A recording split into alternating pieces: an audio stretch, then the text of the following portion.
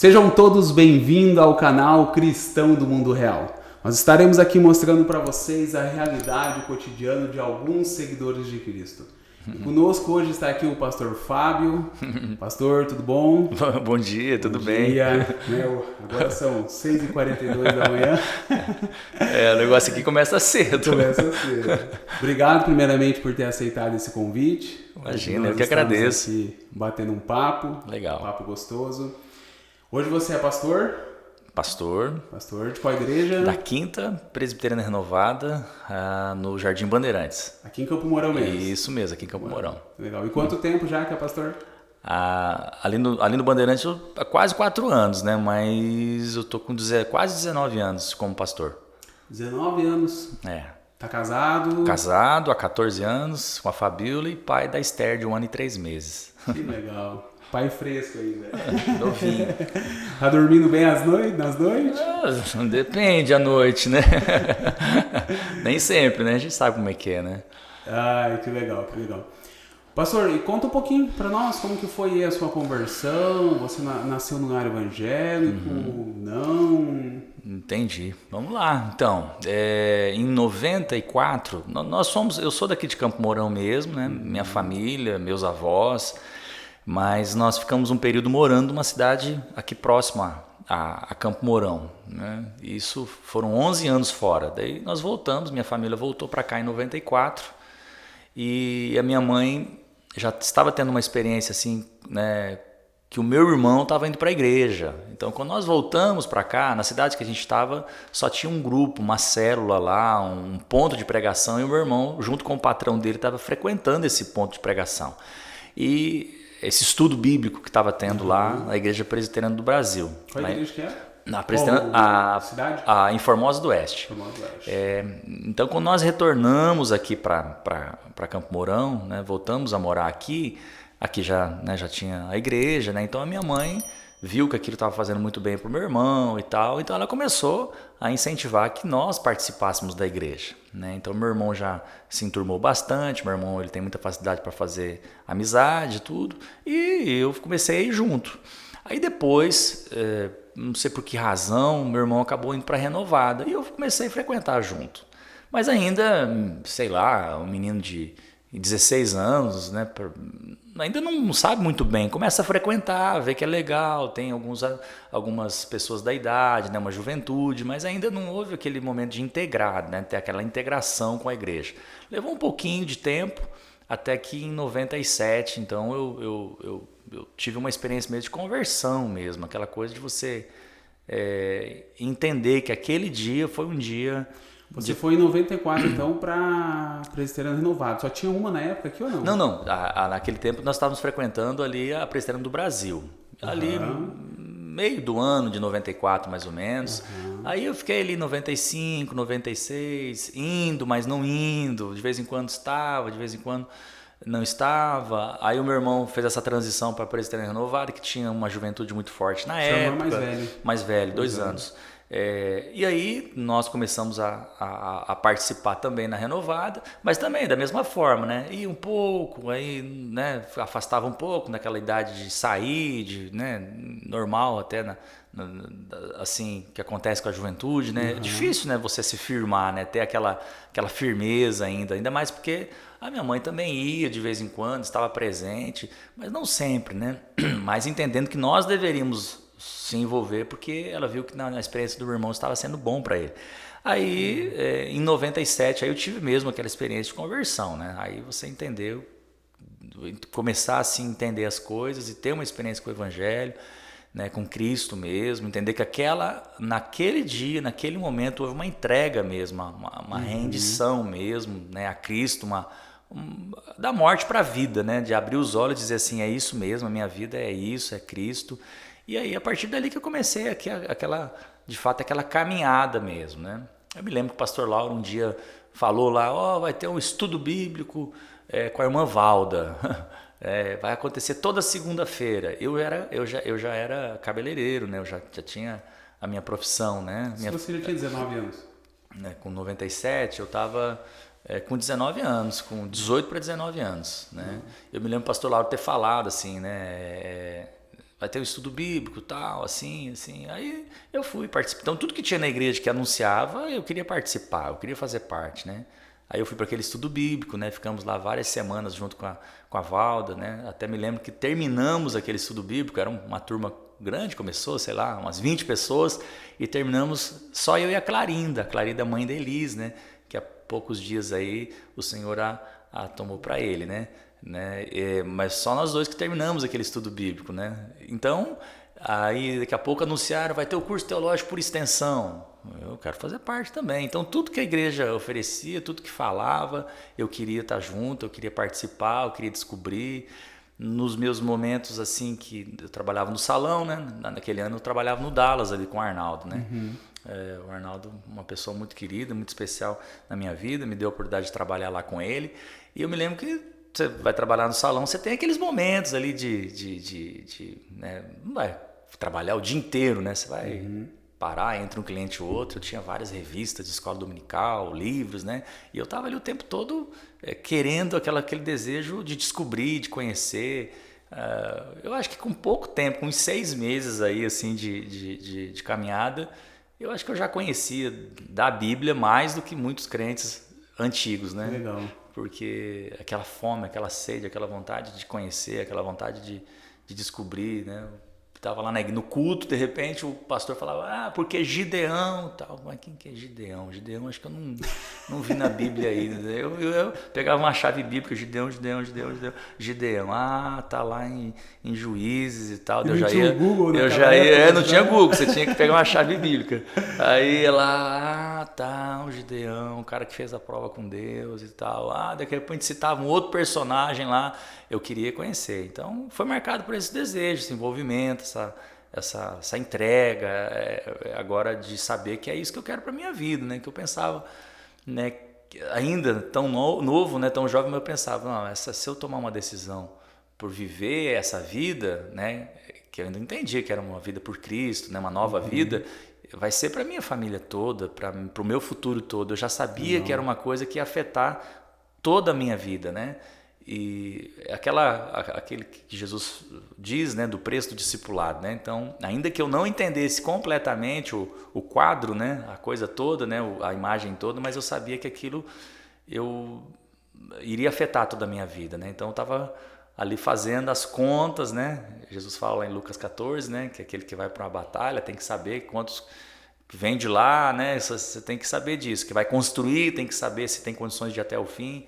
Então eu fazia, antes da conversão já fazia, mas eu olhava aqueles caras, a galera mais antiga da igreja, via o jeito que eram as famílias, os filhos, eu falava, a minha vida vai ser assim, eu tenho que saber bem se é isso aqui que eu quero, né?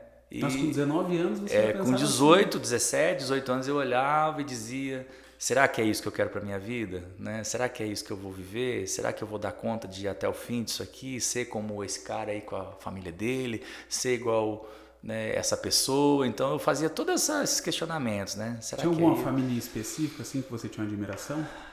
Cara, aí depois da conversão, vamos dizer assim, aí o que acontece? No meu caso, por exemplo, né? Eu venho de um contexto dos pais divorciados, né? Infelizmente, os meus pais se divorciaram, foi ali 17 anos, né? Nunca viveram lá tão bem, mas aí chegou um ponto que eles se separaram, né? Eu acho que eu estava com 17 anos, mais ou menos, né? Se separaram. E então você vem desse contexto de uma família, hoje se diz, né, disfuncional, né? Que não, né? Que os pais não estão casados e tal, né? Eu já estou um pouco mais velho, né? Mais velho assim no sentido, já sou um jovem, né? Já tenho a maioridade. Então, aí quando você vem para a igreja, você consegue visualizar as famílias, né? Ver assim cada família, o jeito que é. E é como você falou, né? Eu me lembro da sua família, por exemplo, na igreja, né? Teu pai, tua mãe, a Letéia, acho que ia na época na Renovada também, né? Já estava, né? Mas assim, indo quadrangular, eu acho, né? Mas ela de vez em quando estava lá. Então, eu consigo lembrar a imagem das famílias, né? Um dia desses até mencionei no culto, né? Um pouquinho antes do falecimento do pastor Natan, né? Que eu vi a família dele, o Natan com, né, o Marquinhos e o Luquinhas pequeno ainda, né? A família dele ali, mas várias famílias, né? O Josias com a Vera, é claro, o pastor Lauro com a tia Vera também, o Paulo com a Silvia. Nossa, várias famílias, né? Os teus tios, né? A Maria Helena e o Marino. Então, muitas famílias, né? Que você vê, puxa, essa família assim, ó, aqui, ó, com os filhos. Eu sempre admirei isso, né? Aquela coisa assim de ver a família na igreja, né? Aquela coisa assim de ver o pai, a mãe, né? O casal e os filhos, né? Isso era muito forte na Renovada na época. Você acha que por causa do divórcio isso... Eu acredito que sim, né? Por não ter tido essa imagem, né? Presente na minha história, né? Então isso me marcou bastante. Eu sempre menciono isso para a igreja, né? Quando a gente está ensinando, sempre menciono isso para a igreja, que foi para mim muito marcante isso, né? As famílias, né? Você chegar na igreja e ver as famílias com os filhos, né? E depois da conversão, entender que era isso que eu queria para minha vida, né? Que eu queria construir uma família assim, né? Uma família que pudesse servir a Cristo, né? Assim como eu também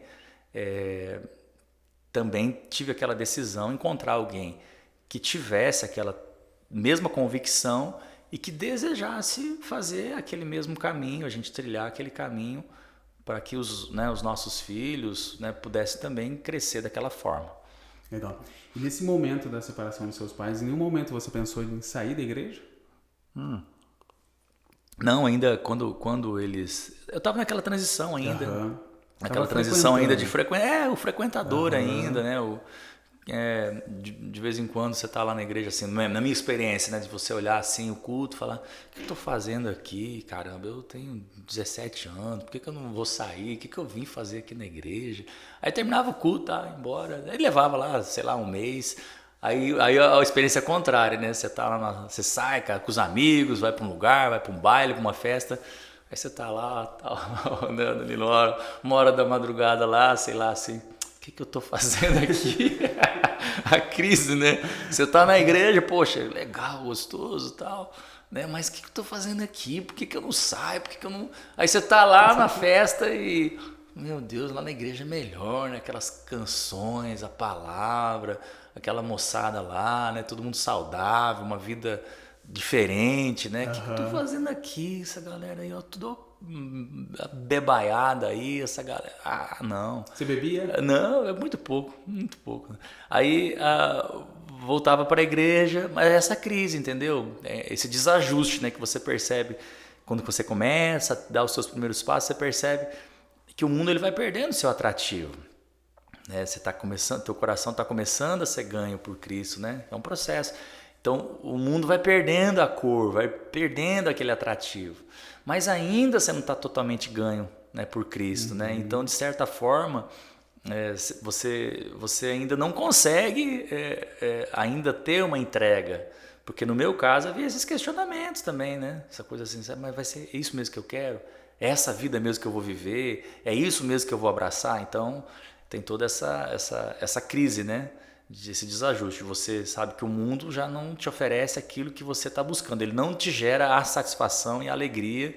Você percebe que aquilo é passageiro. Você vai lá, pá, uma festa, que legal, que gostoso, mas chega uma hora que já é cansativo aqui, coisa, né, que babaquice isso, que negócio sem graça. No outro dia você está mal e tudo mais. E por outro lado, você vai para a igreja também, mas ainda não é porque a igreja não te oferece, é porque ainda os seus olhos não estão abertos, né? Então tem isso. Agora, com relação aos meus pais, eles ainda não estavam, eu estava frequentando ainda, né? Frequentando ainda. Mas eu acho que, como você falou, aí, talvez até fortaleceu o fato de querer ainda mais vivenciar essa experiência com Cristo. Bacana. E já visualizar a família que eu desejava, né? Então, a igreja, sem dúvida alguma, minha primeira e mais marcante experiência do início foi essa coisa com as famílias, né? De perceber as famílias, de observar as famílias e de, a partir dali, você dizer assim, é isso. Vamos pegar um ponto mais forte aqui. Essa questão de você analisar as famílias, era por sentir falta de alguma coisa dentro de casa? Eu acho que não tenho dúvida, né? Com certeza. Você vem de um lar que, assim, que tem crises, né, que tem lutas, dificuldades. Eu não culpo minha mãe, nem culpo meu pai, né? Meu pai já faleceu. Nenhum dos dois, eles andavam no entendimento que eles tinham. Sim, com certeza. Não é? Então, às vezes a pessoa pode dizer assim, né? Isso aí É lógico, é um processo também depois para você experimentando a cura, né? Porque assim, a gente pode, as nossas memórias, né? Elas estão todas ali guardadas, né? Você não tem como chegar ali e selecionar, né? Como o Danilo está aqui, ele tem, né, experiência em edição de vídeo, né? Você vai ali, seleciona e faz o recorte daquele episódio que você percebe que não vai ficar legal na timeline ali, né? Aí corta aquele pedaço, beleza, apagou da memória, né? Tal. Então não tem como ser feito isso na nossa história, né? Mas o que pode acontecer e Cristo faz? Ele vem e sara as nossas memórias. Então de forma que você consiga lembrar de algumas coisas, mas não existe mais dor. Não existe mais amargura, não existe mais a falta de perdão em relação àquilo. Então, com relação aos meus pais e sobre o que eles viveram como casal, e talvez, é claro, respinga nos filhos, não tem como os pais tomarem decisões, e decisões, sejam elas boas ou ruins, e não respingar na vida dos filhos, né? Então, dependendo da forma como eu hoje decidi alguma coisa na minha vida com a Fabíola, não tem como não afetar a Esther. Não há como, né? Então, os meus pais, né, eu digo assim, com piedade, com graça mesmo em relação a eles foram infelizes no casamento deles, né? Mas isso tudo, lógico, trouxe repercussão para o nosso coração, mas depois, com a experiência com Cristo e na caminhada, tudo isso foi sendo tratado, foi sendo espremendo ali as feridas, e o Senhor nos deu graça para poder superar. Tem algum momento marcante assim que ficou na sua memória? Ah, cara, tem muita coisa, né? Bastante coisa que fica, né? Que fica guardado, né?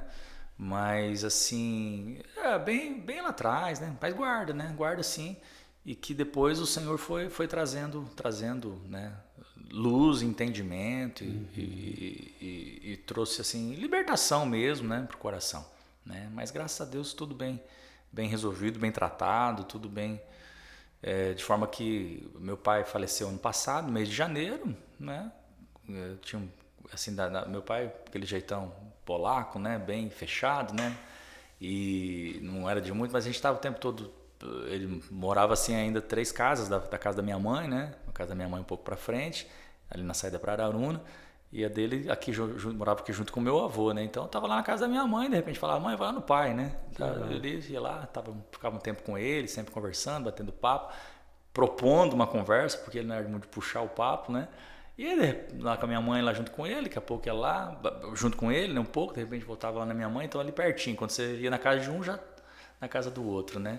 Mas graças a Deus, tanto com ele como com a minha mãe, né? Tudo... até porque a gente já tem, né, uma caminhada já um pouquinho, já aquilo que tinha que ser tratado no coração foi sendo resolvido lá. Mas vocês conseguiram se entender? Tiveram você, teu pai e tua mãe? Nunca tive assim dificuldade, né? Não precisei assim, tipo assim, mãe, vem cá que eu preciso conversar com você. Não, aos poucos, né? Não, de forma alguma. Eram tudo coisas assim, bem dentro da gente mesmo, Entendi. Então não foi preciso assim dizer assim, tem uma mágoa, vem cá. Não, as coisas foram acontecendo à medida que o caminho foi sendo trilhado, né? A gente foi colocando o pé na estrada aí com Cristo, né? E as coisas foram acontecendo, foram sendo tratadas sem essa necessidade de uma intervenção maior, como talvez assim alguém possa imaginar. Não, tranquilo, na paz. Mas era uma falta de carinho, uma falta de afeto? O que você sentia assim? Qual que era a necessidade que você tinha naquele momento que você achava que não era correspondido? Rapaz, eu não sei, assim, é difícil você conseguir identificar, né, o que era, né? Sinceramente, assim, não consigo, nunca pensei assim, né, de o que seria, né? Mas eu sei que o que eu consigo lembrar bem, assim, é isso, né? Que é essa coisa de você poder ir para a igreja e encontrar esses referenciais, né? Mas não, assim, de dizer, né, isso era importante ou aquilo era o que faltava. Não, precisava mesmo daquele modelo, daquele referencial. Por quê? O que poderia acontecer, Joel? Poderia acontecer assim, você dizer assim, por conta da minha família, né, dos meus pais não terem tido um casamento bem sucedido, logo o casamento é uma farsa. Então você chegar a essa conclusão a partir do modelo, do referencial que você tem. Aí você vem à igreja e você encontra um outro referencial. Então é essa chamada de atenção que eu sempre dou nas famílias da igreja. Por quê? Porque todas essas famílias que estavam ali com seus filhos, quando eu cheguei, eles não imaginavam que eles estavam sendo observados por um jovem. Por um jovem que chegou, que acabou de chegar. Que estava tomando um pressuposto da sua experiência e, de repente, esse pressuposto que podia levar ele a dizer assim, família não existe, casamento é uma farsa, mas de repente eu venho e eles me oferecem um outro referencial. Mas você chegou a pensar nisso ou não? Eu só depois, né? Só depois que você consegue fazer você consegue, na hora que eu vivenciei isso, eu não consegui observar, mas depois, refletindo, eu percebi como que as coisas foram conduzidas. Hoje eu consigo perceber, né? Mas no momento não era uma coisa assim consciente, né? Sim. Não é consciente assim, não. Hoje, quando você junta os pedaços da história, você consegue perceber como que tudo fez sentido, né? E nessa questão de você olhar as famílias, em algum momento assim você sentiu inveja, um desejo? Nada? Foi algo assim Não. bem natural mesmo? Bem tranquilo, Legal. bem tranquilo. Não consigo nem... Isso aí é como diz tem uma música do Stênio Marcius, né? Que é uma música que chama Tapeceiro, né? Vale a pena você ouvir. Não sei quantos que talvez estão nos assistindo que já ouviu, né? Então ele fala isso, que a nossa vida é obra de tapeceiro, né? Quando está no avesso, você não consegue ver como que as coisas fazem sentido, né? Você não consegue ver como que tá tudo, ele está tecendo, né? E ele sabe como ele está conduzindo aquilo ali, como que vai chegar ao final. Então nós estamos vendo como obra de tapeceiro assim no verso, você não consegue.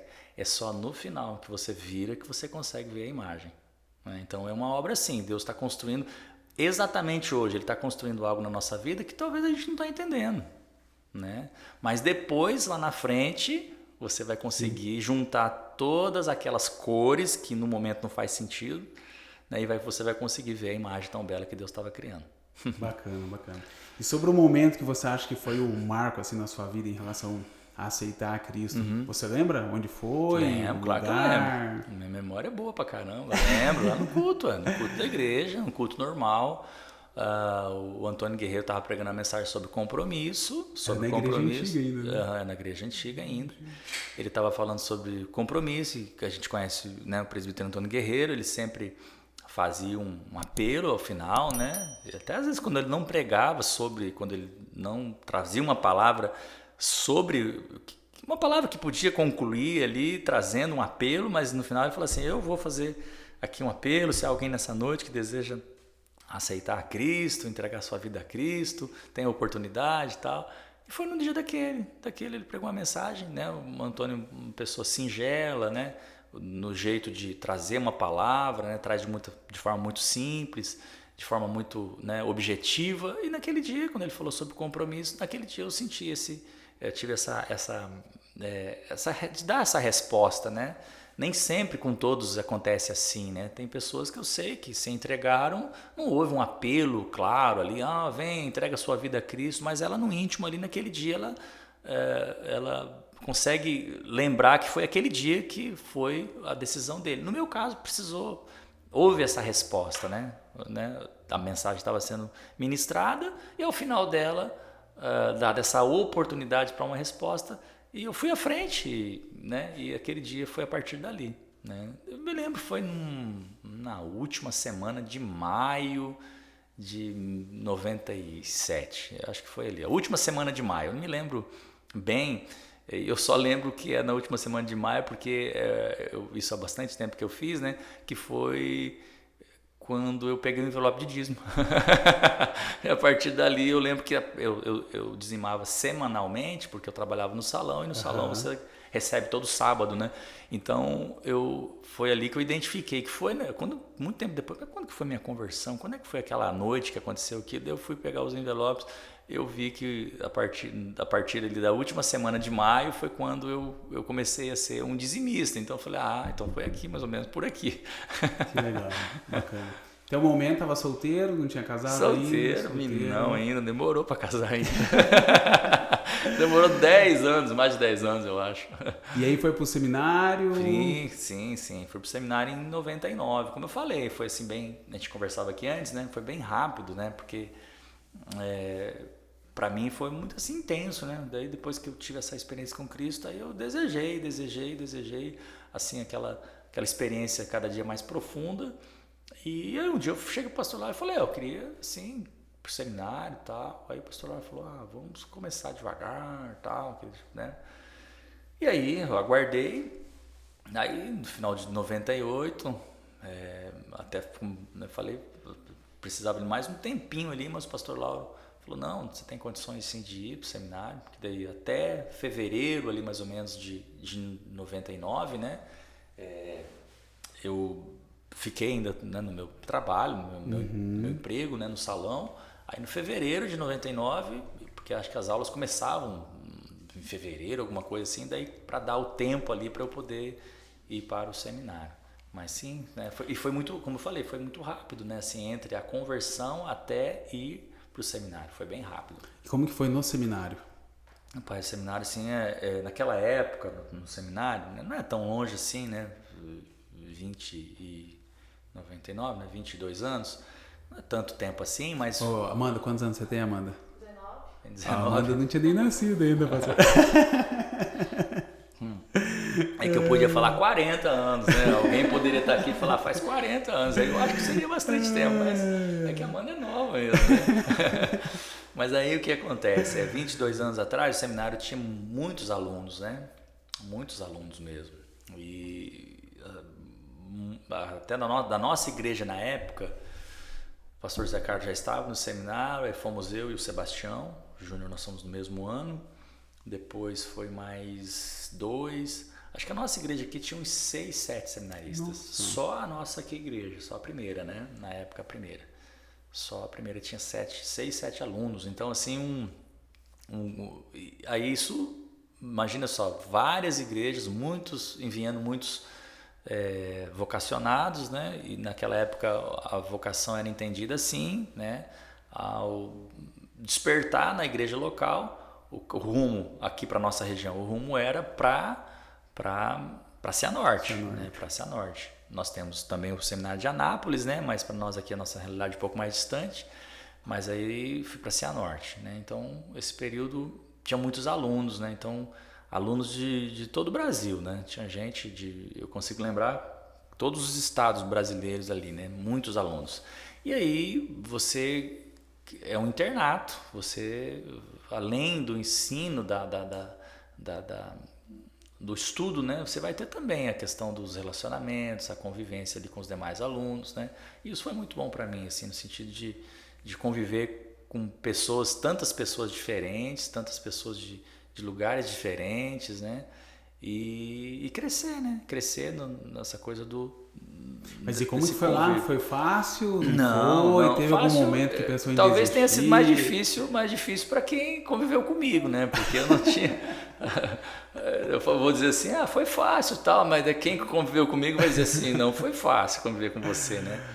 Eu sou assim, hoje, né? Até quem hoje convive comigo, talvez é amigo daquela época, né? E hoje vai perceber assim que é lógico, né? Ninguém vai ser a mesma pessoa sempre, né? Quem você é hoje, se você está nesse processo de uma caminhada com Cristo, logo não tem como você ser o mesmo. Sim. Você não será o mesmo daqui um ano, e daqui a um ano você não vai ser a mesma.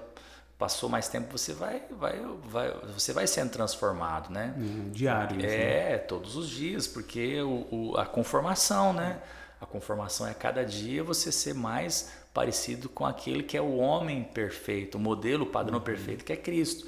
Então, todos os dias você vai sendo tratado para que você, a cada dia, seja mais ao padrão daquele que é Você tá querendo O resumir varão que você- perfeito. Você tá querendo resumir que você era um cara difícil? Difícil sim. Por quê? Porque eu sou muito, assim, muito detalhista, né? Aí você chega numa convivência, vou te dar um exemplo bem claro, né?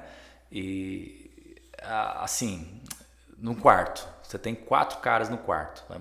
Na convivência com 4 caras. Então tem 3 beliches, a tua cama é a cama que está embaixo, tá? Tá, um quarto desse é um quarto do tamanho desse espaço aqui. Então tem a parede da porta. Então tem uma beliche aqui, uma beliche ali, uma beliche ali. Só tem a sua cama embaixo. Não tem cadeira e não tem sofá no quarto. O que a tua cama é no quarto? É tudo. É o sofá. É o sofá, é a estante. Todo mundo que chega senta na tua cama. E quem que era a cama de baixo? A minha. E quem que era o cara mais chato do quarto? Eu. Aí vai vendo, né, como é que Deus trata a gente, né? Então, Mas o meu lençol, cara, era esticadinho assim. Eu acordava cedo, dobrava minha coberta, tomava minha cama e o lençol assim, esticadinho. Aí você chega no quarto, tá aquele filho de Baal sentado ali na tua cama. Pô, velho, você não é sofá não, levanta daí. Desse jeito, então eu chegava a mandar o cara pirulitar daí, sai daí, que isso aqui não é sofá não. E acontecia direto isso. Os caras diziam que sim, eu não lembro assim, velho, essa parte não lembro. Pegando só as partes boas, né? Não, é que daí eu me lembro de uma experiência de um cara lá no seminário, ele era bem malucão assim, como é que é o nome dele? Paulo Fabiano, uma coisa assim, ele era de uma cidade longe aí, ele era de Jaguapitã, e ele é meio malucão assim, né, e um dia ele chegou, ele tava tentando arrumar a perna do óculos dele, e na minha cama, a cama tava embaixo, tinha janela, né, a minha cama ficava embaixo na janela, porque onde não tinha janela tava as beliches, né, beliche de concreto, né, então a minha cama estava bem debaixo da janela e ele estava tentando colocar o parafuso da armação do óculos. Eu não uso óculos, mas eu imagino que o parafuso da armação é pequeno, né? E ele estava ali tentando assim, ele estava de joelhos na minha cama, tentando pegar a luz da janela e tal. Eu cheguei e já dei a dura. Falei, velho, vaza daí. Cara, o cara quis me bater. Ele era meio malucão, meio doido assim, ele quis me dar uma surra, porque ele tava tentando arrumar o óculos dele, mas eu não entendi, né? Eu tava querendo defender minha cama que tava arrumada, né? Então, coisas assim, né, da convivência do seminário, que a convivência, cara, vai te, né, pessoas diferentes, pessoas que estão ali, mas não estão nem aí para estudar, né? Tem esses casos. Né? Você fala assim, no seminário tem cara que não liga, que vai empurrando, né? E eu, tipo assim, poxa, deixei... Para mim não foi uma renúncia, não foi uma coisa simples, né? Ir para o seminário, só ir para lá, né? Envolveu uma renúncia, né? Isso que é o aspecto legal que hoje não tem mais, né? Porque hoje como que funciona, né? Hoje funciona através de EAD, né? Não são muitos aqueles que vão para o seminário hoje ficar lá, né, internato, né, não é mais do que presencial, né, é internado mesmo, né, você está lá vivendo não só os estudos, mas também a rotina, né, tem uma rotina de trabalho, uma rotina de convivência, regras de convivência, regras no refeitório, né, os horários de estudo, trabalho, né, porque você está vivendo dentro de uma comunidade, então todo mundo precisa cooperar de alguma forma em alguma área dentro daquela comunidade. Então aqueles que trabalham na cozinha, aqueles que trabalham cortando a grama, aqueles que trabalham na secretaria, aqueles que trabalham na tesouraria, aqueles que limpam o corredor dos quartos ali, né, o acesso aos quartos, aquele que limpa parte do fundo, aqueles que carpem ao redor, que, né, o seminário é um quarteirão todo, então, quer dizer, todo mundo coopera dentro daquela comunidade. Então, hoje quem faz o EAD não tem essa experiência, e aí é mais do que receber o estudo, né, a formação teológica, é também essa coisa de você crescer na convivência e entendendo algumas coisas que no meu caso específico, por eu estar ainda assim, ainda fresco na minha conversão, novo na minha conversão, ajudou bastante assim, né, a parar as arestas, a me ajudar a crescer nos relacionamentos, né? Então o seminário foi muito, muito bom mesmo. Me ajudou bastante para assim, Lapidou bem. Tratar, né? Tratar, ajudar bastante, porque tá falando da renúncia, né? Para alguns, talvez não tenha sido uma renúncia grande, mas eu com 18 anos, eu já era um homem, cara. Não era um piá mais, eu já era um homem, eu já trabalhava, me mantinha, me sustentava. Então não é que é um cara que saiu da casa dos pais, o cara dormia até meio-dia, não sei o quê. Não, eu já era correria já cuidava das minhas coisas, eu já tinha meu carro, né? Quando eu fui pro seminário, eu tinha um carro velho, mas eu tinha um carro, eu mantinha aquele carro velho. Eu digo velho porque era velho mesmo, né? Então eu já tinha né, se eu podia estar casado, que eu ia ser responsável com a minha família já, porque eu já tinha responsabilidades naquela idade ali, né? Já me mantinha, já cuidava das minhas coisas. Então quando eu saio do meu trabalho, eu faço uma renúncia, eu deixo o meu trabalho ali, né, como cabeleireiro trabalhando ali com o Arnaldo, e vou para o seminário. Então, E essa decisão do seminário foi só sua? Sim. Foi só sua. Foi um desejo que Deus colocou no seu coração e... Só minha, isso mesmo. Aí tá, aí você deixa o seu trabalho. Eu não tenho a família para vir por trás e dar um sustento, né? Como o cara vai lá, tira o extrato da conta dele. Meu pai mandou quinhentão para mim. Meu pai me mandou trezentão. O pai manda um dinheiro. Não tem isso, né? Não, se for uma decisão minha mãe falou para mim, isso é uma decisão sua. É isso que você quer? Então vá. E como que você se bancou no seminário? Aí é que a gente chega. Aí quando eu chego lá, se eu sou cabeleireiro, o que eu fiz? Eu falei para todo mundo que eu cortava cabelo. E aí eu comecei a cortar cabelo da galera lá. Então tinha mais de 100 rapazes morando no internato. Eu não cortava de todos, mas eu cortava bastante. Aí comecei a cortar cabelo. Aí todo dia à tarde, nós chegávamos no seminário na segunda. Então segunda, terça, quarta e quinta, eu sempre tinha ali, à tarde eu cortava o cabelo de alguém. Mas normalmente terça, quarta e quinta, porque na sexta a gente saía já para a escala de férias, né? Para a escala de final de semana. Então eu cortava cabelo, cara. Então tinha toda a rotina de estudo. Nossa rotina era acordar ali 6h30, 6h15, 6h30, 7h05 tinha café da manhã, tal, devocional, 7h05 já tinha que estar na sala. Então eu estudava das 7h05 até meio-dia e meia, almoçava, até meio-dia e 15, meio-dia e meia, meio-dia e 40. Estou falando assim, horários, né, aproximados, né? Não vou me recordar bem certinho. O almoço, 1h30 já tinha serviço obrigatório. Então, se era no pátio, era no pátio, se era na cozinha, era na cozinha, se era na louça, era na louça, se era, como eu falei, toda essa rotina que havia na comunidade. Você trabalhava até 3h30. Das 3h30 para frente, eu cortava cabelo. 6h30 já era janta. Nossa! 6 horas, 6h30, 7 horas, é mais ou menos ali, mas 6h30 já era janta. Entendeu como é que é o negócio?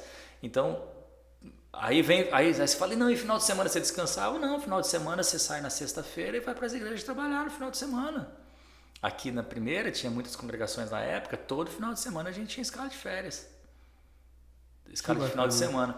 Todo final de semana. Não tinha algum final de semana? Não, todo final de semana. Então essa rotina toda, eu tinha a rotina dos estudos, aquilo da rotina do seminário, o cortar cabelo, que daí ainda final de semana eu vinha para cá, eu cortava cabelo ainda, que minha família tinha um salão em casa, né? Meu irmão, minha mãe, eu ainda cortava cabelo aqui final de semana, a escala de final de semana de trabalho em alguma congregação, aí na segunda-feira, de novo, voltava tudo novamente. 4 anos assim. Daí você fala, e as férias? Como é que eram as férias? As férias também da mesma forma. A escala de férias. Aí você chega... Saía pregando. Aí chegava aqui, se eu falava, pastor, cheguei, tô de férias. A única semana que eu tinha de férias, por exemplo, para mim, nesses 4 anos que eu tive de férias, foi a semana que assim, dava lá, segunda-feira era o resultado para ver se alguém ficou em alguma DP, alguma dependência, certo? Se alguém ficou em alguma dependência. Então aquela semana ali, quem ficou em dependência ia ficar para fazer a prova, entendeu? Eu nunca fiquei em dependência. Em 4 anos nunca, não, nenhuma. Que orgulho, hein? Nenhuma dependência, nunca. Daí aquela semana eu ficava meio assim, não me apresentava ainda para a escala. Aquela semana que eu deveria ainda estar no seminário, eu já saía antes, eu tinha aquela semana. Na semana seguinte eu chegava para o pastor e falava, pastor, tô para a escala. Aí ele mandava nas nossas, ou aqui na cidade ou na cidade da região, que a primeira tinha as congregações todas na região, além das aqui da cidade, né? Bandeirantes era uma congregação, né?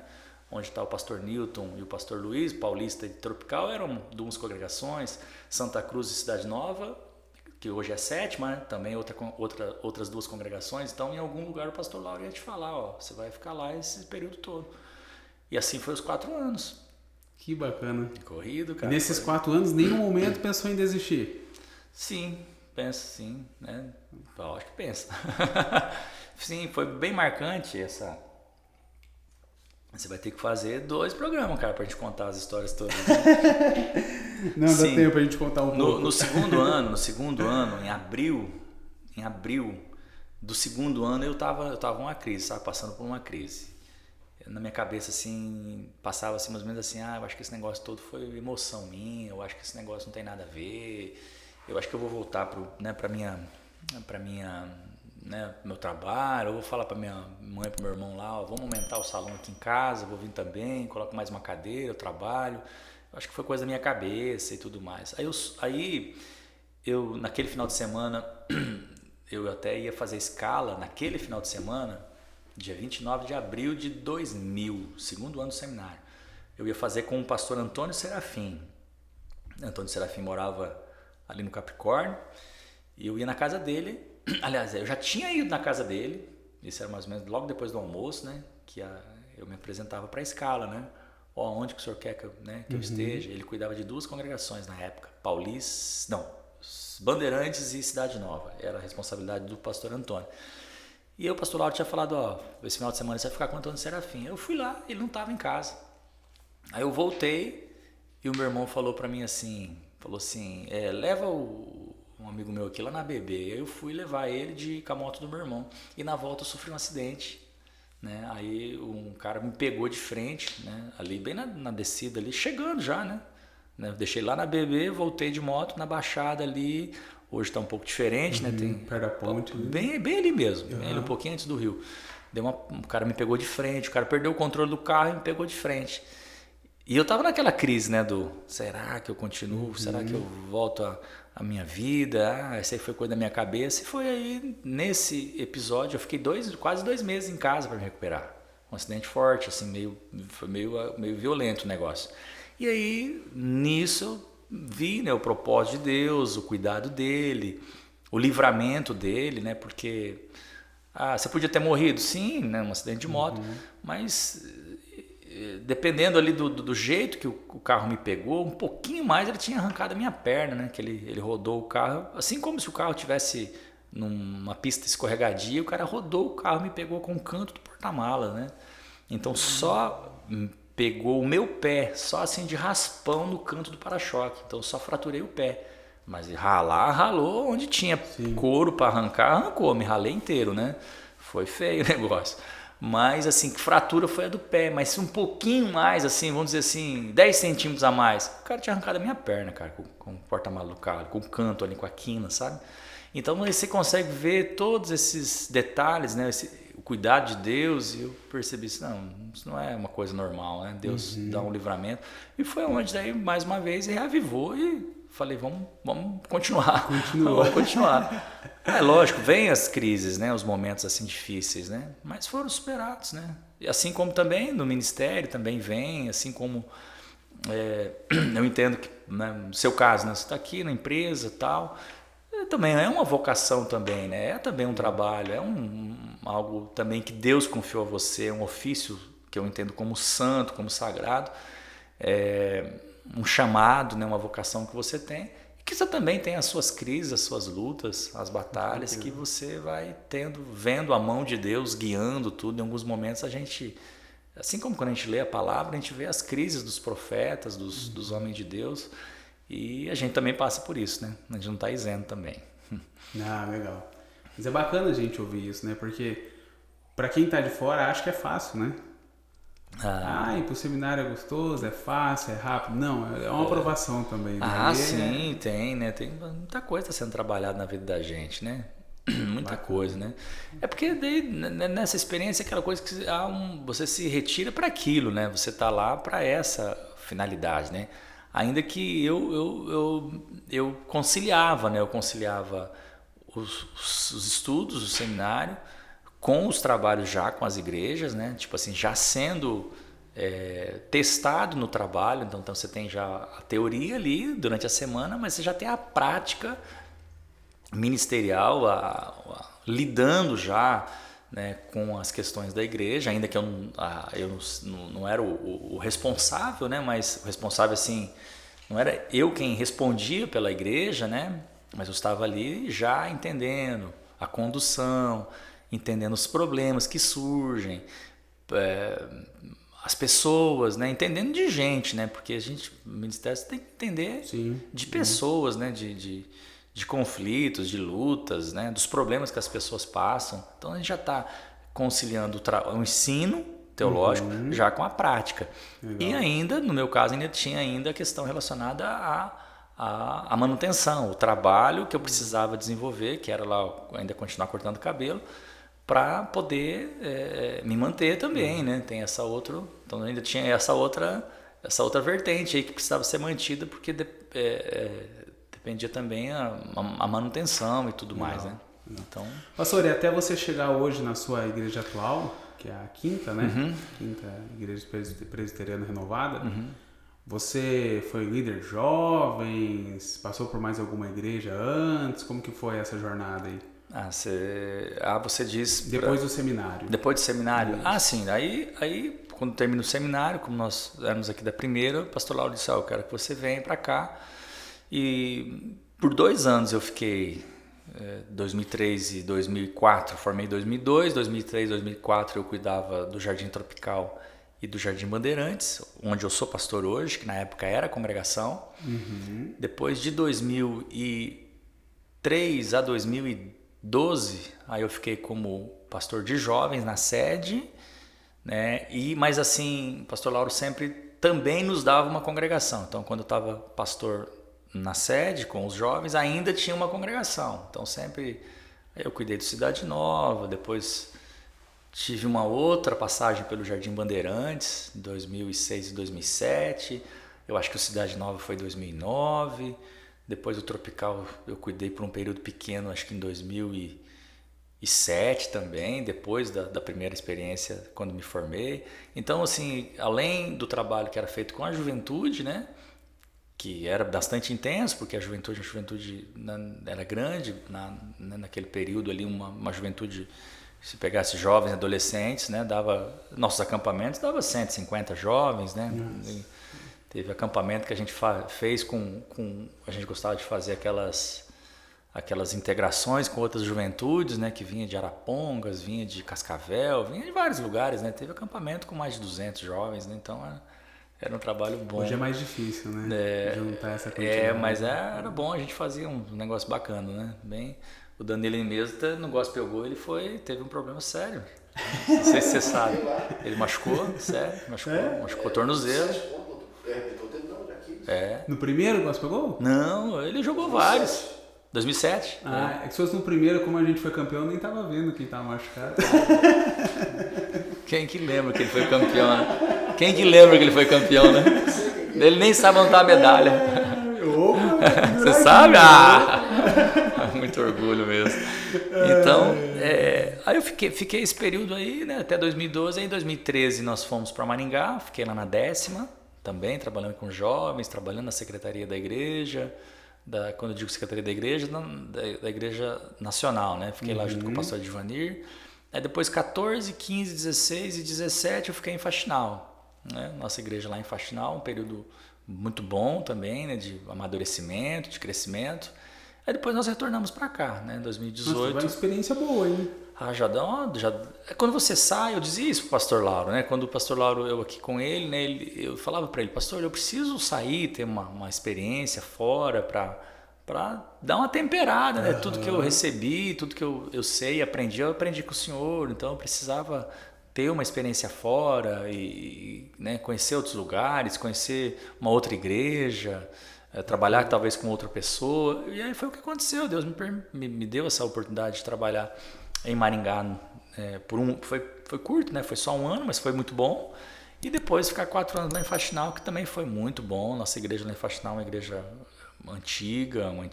A Renovada de Faxinal, a cidade é uma cidade de 17 mil habitantes, mais uma igreja assim muito significativa lá na cidade, né? Uma igreja muito boa, antiga lá, que tem uma boa visibilidade, uma igreja, pessoas muito preciosas, muito queridas, e a gente teve esse período lá de 4 anos, foi muito bom. E depois entendemos assim desse retornar para cá, mas assim, sobretudo o Bandeirantes, a gente tem um carinho especial ali com a Quinta, né? Eu gosto muito, a Amanda mesmo, me lembro dela pequenininha lá, né? Chegando lá com os pais dela a Bibi ia na cadeirinha da bicicleta com a Maria Fernanda e ela na garupa da bicicleta do pai dela. Na época não tinha a outra irmã, né? As outras irmãs, né? Só tinha as duas, né? Então a gente tem um carinho especial ali com o pessoal do Jardim Bandeirantes, a Quinta.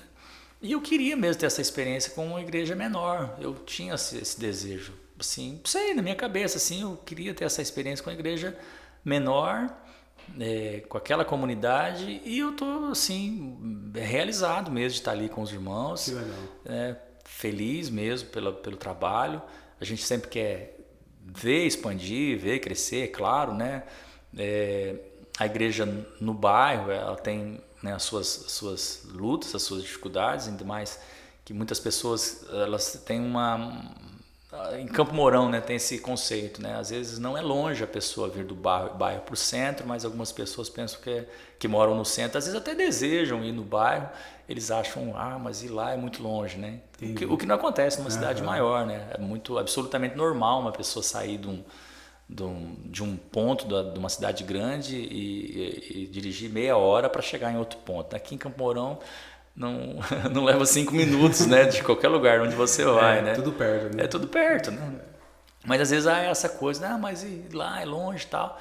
Então, às vezes tem muitas pessoas que chegam para mim, Fábio, eu queria tanto, né, ir lá participar com vocês, mas eu acho longe. Falei, não é só questão de costume, é uma característica da nossa cidade, né? As pessoas acharem que sair daqui, você sabe que eu corro, né? Um dia desses eu saí da minha casa aqui no Paraná Família, aqui, né, no Paraná Família, e fui pegando lá para a saída para Goiorê, né? Quando chegou na frente do Paraná Atacadista, ó, daqui perto do Paraná Família, Jardim Isabel, até lá na frente do Paraná Atacadista, qual a distância você acha que dá? 7, 8? 6. 6 quilômetros. É pertinho. Pertinho. Cruzou a cidade. Mas 6 quilômetros. Você saiu quase de um extremo para o outro. Você está quase na saída lá, entende? E 6 quilômetros. É muito pertinho. A gente pega cidade grande, a gente demora 1 hora para chegar na igreja. Normal isso. Normal. Tem pessoas que levam mais do que isso, né? Eu fui uma vez em São Paulo pregar lá, o pastor Alessandro, daí ele foi me levar embora no aeroporto pegar o voo. Nós ficamos 2 horas no trânsito. 2 horas no trânsito. Eu acho que era sei lá, a distância era pequena. Então, às vezes, tem isso, né? Então, às vezes, a gente tem essa característica que o bairro em Campo Mourão acaba enfrentando, mas a gente entende que isso também é absolutamente normal, é da cidade. E a gente tem o pessoal que está lá, né, conosco, e muito bom, né? Se tem essa barreira para ser quebrada, né? Os desafios existem, né? Mas graças a Deus eu estou muito contente, realizado. Essa característica de trabalhar como eu lá no seminário, né? Eu cortava cabelo e já estava no ministério, né? Porque eu já considero que eu já estava no ministério lá, ainda que estivesse no seminário, né? Já era ministério, né? Então eu carregava essa característica de trabalhar, né? Ali com o corte de cabelo e trabalhar o ministério. E hoje eu também faço o mesmo, né? O pastor Fábio hoje então corre. É pastor, empresário? Sim. Empresário, pai, marido. Tem isso tudo aí. O que mais, pastor Fábio tem tudo isso aí. E consegue conciliar tudo? Então, assim, é bem corrido, né? As coisas são bem corridas, né? Tem essa característica do trabalho da igreja, como eu falei, é um trabalho menor, é diferente, né, de uma igreja que tem uma membresia maior, né? E que talvez o pastor até Quantos tem. membros hoje tem na Mais ou menos em torno de 80, 90 pessoas, mais ou menos, né? A pandemia trouxe alguns desafios, né, de famílias que se afastaram, né, que já estão um pouco afastadas, alguns retornaram, já estão, né, de volta, né, outros voltaram, mas voltam com uma frequência limitada, né, menos frequência, né, então não estão em todos os cultos. E aqueles que ainda têm o desafio de retornarem, né? A gente sabe que isso... E aí na comunidade menor isso é mais sentido, né? Porque uma comunidade maior, as ausências elas ficam menos percebidas, né? Na comunidade menor ela é mais sentida, né? Mas como que os seus membros, eles olham para você em relação a você ter um serviço, né? Você ter um empreendimento? Eles acham que isso dificulta alguma coisa, que atrapalha no seu ministério? O que aconteceu foi quando eu vim para cá, né, por ser uma igreja menor, isso até eu recebi como no convite que eu fui feito para que eu viesse para cá, eles já até colocaram isso. O pastor tem liberdade para desenvolver outras atividades legal. E que essas ainda conquanto que essas atividades não comprometam o trabalho que está sendo realizado. Então o conselho da igreja, quando fez para mim um convite para vir para cá, eles já colocaram essa cláusula aí, né? Dizendo, por quê? Porque o pastor anterior tinha também, né? Além do cuidado ali com a igreja, ele também tinha uma atividade que ele desenvolvia. Então, para eles lá já era algo que seria absolutamente normal se o novo pastor viesse e se ele estivesse disposto a desenvolver uma outra atividade, né? Então, de certa forma, isso...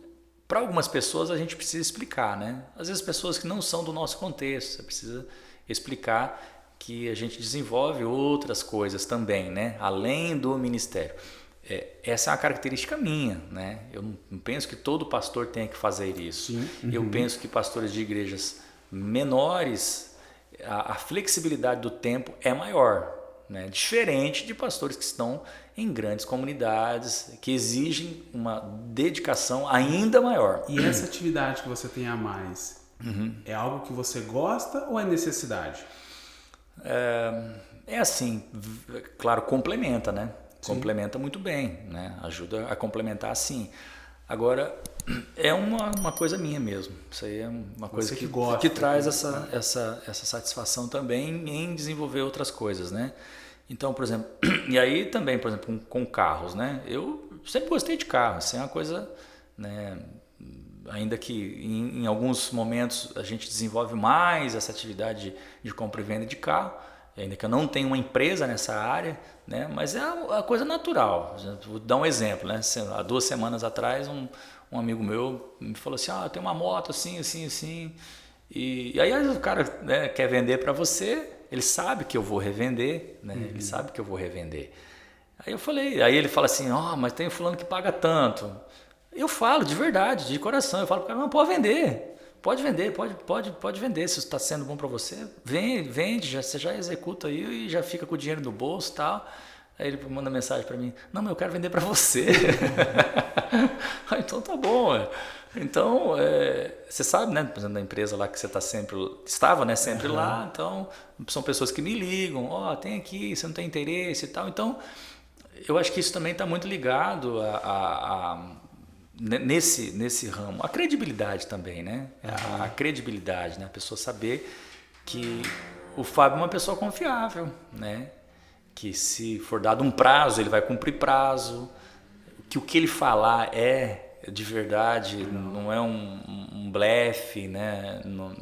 Porque a gente sabe que é um segmento bastante complexo, né? Então hoje você mexe com compra e venda de veículos e tem mais alguma coisa ou não? Muito pouco, né? E agora a gente tem empreendimento. Eu estou junto com 2 amigos, né, que já eram desse empreendimento, eles já tinham essa loja e agora a gente está junto com eles também com uma participação, né?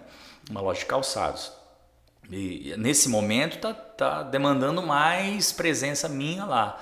Mais à frente. Pode falar o nome? Pode falar? É a Top 10 Calçados ali Top 10 calçados, no Calçadão. É antiga já em Campo Mourão? Antes ela tinha um nome de bem melhor, né? Foi a nossa irmã Alessandra, né? Que começou ali a loja, isso acho que há 13 anos mais ou menos, e depois esses meus amigos lá de Faxinal que adquiriram uma loja E eles, por não serem daqui, né?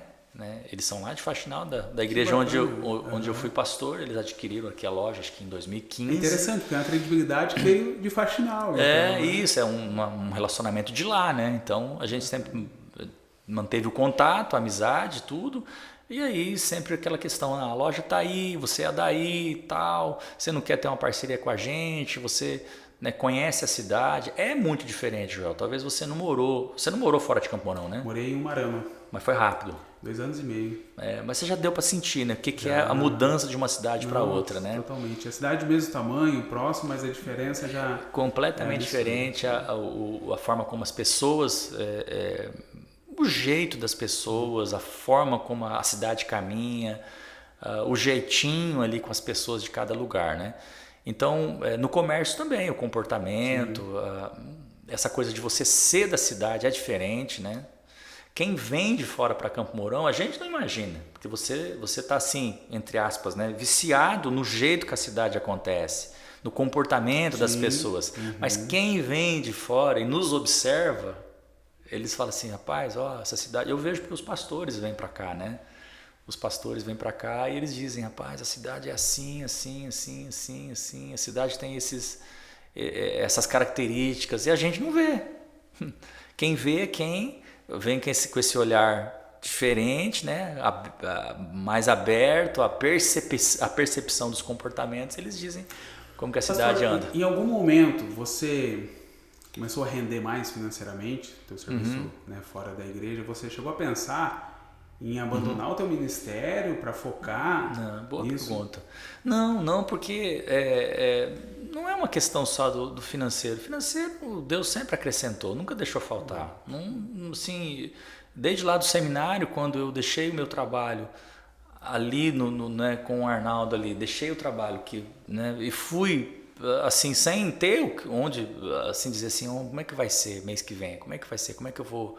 Que não era só uma questão de comprar uma roupa, alguma coisa a mais. Era uma questão até mesmo da mensalidade, porque a igreja tinha uma participação, eu acho que a igreja dava 50% da mensalidade e o presbitério dava 30%. Então ainda eu tinha que arcar com 20% da mensalidade e ainda as despesas pessoais, né? As coisas pessoais. Nunca faltou. Nunca faltou. Então, aí depois, dentro do ministério, as coisas sempre foram acontecendo naturalmente. Eu não programei isso, eu não sonhei e falar, eu quero chegar a fazer assim para poder... Não, as coisas foram acontecendo. Então, aos poucos, tudo foi se desenhando, né? Você tinha esse objetivo de ser... Não, como diz um amigo meu, né? Ele diz assim, não apressa o rio, deixa o rio correr sozinho, ele vai seguir o seu leito. A gente não precisa, né? As coisas vão se desenhando e você vai podendo trabalhar da forma como Deus quer que você trabalhe. Bacana, então, eu percebo assim que em termos de cidade, eu percebo a inserção. Por exemplo, é diferente se você falar... por exemplo, hoje eu estou lá com essa experiência lá com a loja e tudo mais. Então, é diferente hoje, se eu for conversar com um empresário, for falar para ele de Cristo, se eu for para dizer para ele de alguns projetos, vamos fazer aqui um projeto missionário, esse. É diferente você chegar como pastor, agora você chegar e falar assim, não, eu sou pastor, mas eu também tenho uma empresa. Sim. Então é diferente, né? Eu vim aqui, sentar aqui com você e falar, Joel, vou conversar aqui com você, eu sou um pastor, você é um cristão, nós somos cristãos, mas vamos conversar aqui, você sabe dos desafios. Eu, Joel, nessa pequena experiência que eu estou tendo com a empresa, eu já sei já estou percebendo, tendo uma dimensão do que é uma empresa. Os desafios com os funcionários, os desafios né, com o fornecedor, os desafios de conseguir fazer uma boa venda. Então, da compra. Então, veja, essa experiência eu acho que me ajuda muito também na inserção dentro da sociedade para poder falar de Cristo, né, que é o nosso objetivo maior, né? Então, está sendo muito válida a experiência. Você fala assim, lógico que vai ganhar dinheiro, lógico, né? Dentro do mundo que a gente vive, você vai trabalhar e esse trabalho vai rentabilizar. Ok, soma, com certeza, mas é o mais importante? Não, a gente não trabalha por dinheiro, você não trabalha por dinheiro, você trabalha por vocação, né? O dinheiro é uma consequência, né? se você seja no ministério, ou seja em qualquer outro segmento, se você trabalha por dinheiro, eu acho que alguma coisa está errada. Hoje, se acontecesse de você ter que abandonar tudo para ficar só no ministério... Natural. Quanto tempo eu tive assim? Quanto eu tive normal. É interessante. Se Deus me puxar e falar assim, ó, pá, não, agora, quando eu fui para Faxinal, estava só na igreja. Quando fui para Maringá, estava só na igreja, né? Quando estive aqui, a gente fazia um negócio ou outro, né? Na primeira, né? Assim, rapaz, é uma coisa assim, quando você tem aquele negócio ali, você tenta sair, o negócio sempre te puxa. Não é assim, você fala, não estou fazendo mais, não estou... Você é perfeccionista, pastor? Bastante. Bastante? Eu estou mais saradinho um pouco, mas... E eu vejo aí que você corre, que você se cuida. Você cuida da tua alimentação também? Não cuida? Não, alimentação nem tanto. Não faço cardápio, não. Tá perguntando pra mim, Danilo, se eu faço cardápio, como é que é? Fica pesando a comida, não. Mas não vejo errado quem faz, né, mano? É legal a gente ver esse ponto, assim, até você como pastor, né? Esse cuidado de... Não vamos falar corpo no sentido de beleza, mas de cuidado mesmo, de você manter o corpo mais saudável, para você conseguir ter mais energia, disposição, né, uma atividade física. E aí, quando a gente fala do empreendimento, né, vamos falar especificamente de você, né, na comunidade que você está, é interessante isso, né, porque a gente vê que... o pastor ele tem sonhos também. Você tem seus sonhos. Sim. Né? E de repente você vai conseguir conciliar, assim como você está conseguindo, a realizar os teus sonhos também, né? Que são sonhos pessoais, sim, legal. como pai, né? Porque a gente fala muito assim, um pai quer dar um bom estudo, né? O pai quer dar o melhor para o seu filho. Sim. E de repente esse empreendimento ele vai te ajudar na sua comunidade, até para você ter mais propriedade para falar de repente com um empresário, até mesmo numa pregação mesmo, né? E na família, né? Claro. E a gente falando nesse aspecto de família hoje, quais são os seus sonhos em relação a você, sua esposa e sua filha? Rapaz, o filho, nossa filha está com 1 ano e 3 meses, né? Mas assim, quando você tem um filho, né? Você tá a tua tá com 2 anos e... 3 anos já. 3 anos já, olha só. Muda tudo, né? A maneira como você vê, a maneira como você... não é mais assim, você não pensa mais você, né? Você pensa mais o filho, pensa mais essa coisa de você estar planejando as coisas, né? Como, ainda que você não tenha, ela não é uma extensão de mim, né? Eu não posso determinar o que vai ser e como serão as coisas para ela, mas eu sei que muita coisa a gente, ainda que ela vá, né, encontrando o caminho dela, né? Como uma pessoa, como um ser humano, e a gente vai propondo, né, sobretudo os valores, né, a caminhada em Cristo, né, que ela vai observar em nossas vidas. Eu tenho certeza que muito mais do que nós falamos, né, é o que nós estamos demonstrando com a nossa vida todos os dias, mas a gente quer, lógico, né, que daqui a alguns anos ela possa ter a gente quer oferecer as condições de dizer, filha, por onde você quer ir aqui? O caminho é Cristo, mas você tem em Cristo, nessa caminhada com Cristo, no servir a Ele, você pode servir a Ele nessa área, você pode servir a Ele assim, você pode servir a Ele como uma empresária, ou como uma médica, ou como né? Enfim, vou colocar aqui para você de que maneira que você quer caminhar com Cristo, né? Então a gente quer ter as condições para poder viabilizar esse caminho para que ela possa crescer e ser quem deseja que ela seja, né? Então esse desafio, lógico, eu estou com 43 anos, tive, né, Deus deu a graça de termos a Esther só agora, um pouquinho mais tarde, né? Mas na nossa maneira de ver, né? Para Deus não, né? E agora trabalhar e seguir em frente aí para poder, né, preparando as coisas para que na vida da Esther seja, sem dúvida alguma, uma vida que possa abençoar muitos, né? Isso que a gente deseja, né, para ela, né? Todos os dias a gente põe as mãos sobre ela e oramos por ela, dizendo, né, nós temos Esther significa estrela, né? Então a gente tem uma musiquinha lá que é a musiquinha que o nome da música é Esther mesmo, né? Então a gente canta com ela, né? Sou mais que como é que é? Sou mais que princesa, sou uma estrela. Deus me chamou para brilhar.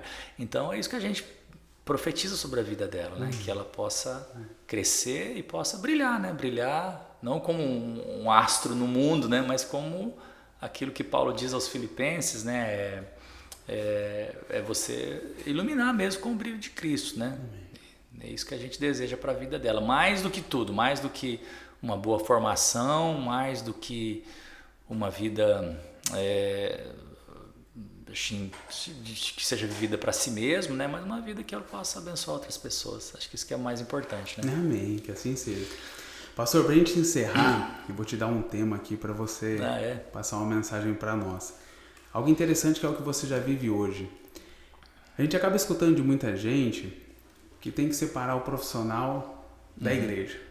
Né? Algumas pessoas acabam sendo um pouco diferente na vida profissional e na igreja acabam sendo de uma maneira diferente. Eu concordo que nós temos que ser igual em todos os aspectos, em todos os lugares, né? Desde o acordar ao dormir. E algumas pessoas acabam comentando assim, você vai usar Deus no seu profissional? Né? Existem maneiras e maneiras, né? Existe a maneira de usar Deus falando de Deus e existe a maneira de usar Deus demonstrando Ele na sua vida, né?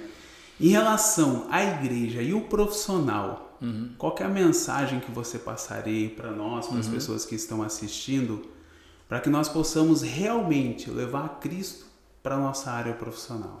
Legal. Vamos lá então. Então a mensagem que eu quero deixar é o que eu sempre falo para a igreja, que eu sempre digo à igreja, é que essa dicotomia, né, sagrado, isso é secular, isso é sagrado, não sei quem, nem quando começou e nem quem criou isso, mas ela não é saudável, né? Pensando assim, isso eu estou fazendo para Deus, isso eu estou fazendo agora para o meu trabalho ou para a minha área X da minha vida, que não tem nada a ver com Deus. Isso aí não vamos colocar Deus em negócio. Mas espera aí, então você vai chegar de manhã, vai falar, Senhor, eu vou entrar para a minha empresa agora, para Alvo Consórcios aqui. Senhor, fica aqui fora que agora eu vou entrar para o meu trabalho e o Senhor não tem nada a ver com o meu trabalho. Eu, sinceramente, não sei como uma pessoa pode fazer isso, né? Paulo diz assim, escrevendo aos Coríntios, ele diz assim, quer comais, bebais ou façais qualquer coisa, fazei tudo para a glória de Deus. Então, é entender que a minha vocação, que a sua vocação como empresário, ela é sagrada. A vocação do Danilo como preparar esse cenário, colocar as câmeras bem posicionadas, deixar um áudio perfeito. Imagina só, a área de atuação dele é sagrada, é santa, isso é para Deus, é para a glória de Deus. Mas eu estou fazendo isso para ganhar dinheiro. Nós não somos mercenários, nós não trabalhamos por dinheiro, nós trabalhamos por uma vocação, né? Nós trabalhamos por um chamado, nós trabalhamos pelo reino, por Cristo, sim.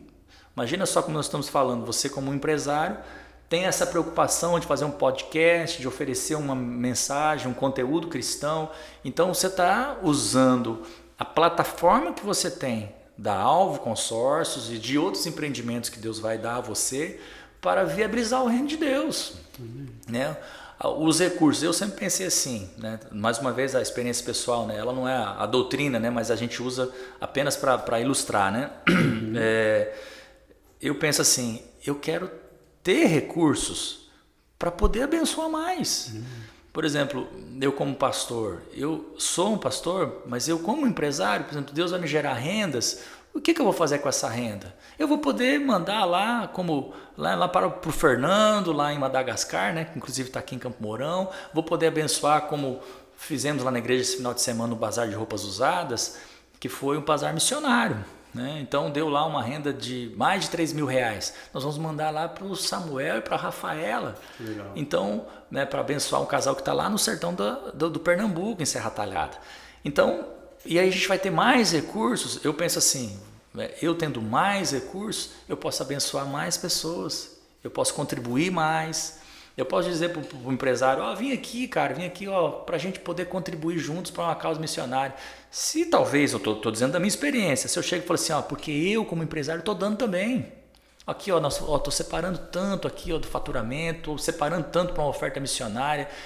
Nós estamos numa parceria aqui com um projeto lá com os ribeirinhos, lá com o pastor Alberto. O que você acha? Vamos, Joel. O que você vai falar? Não, o Fábio não está vindo aqui só como pastor para tentar me tirar a grana.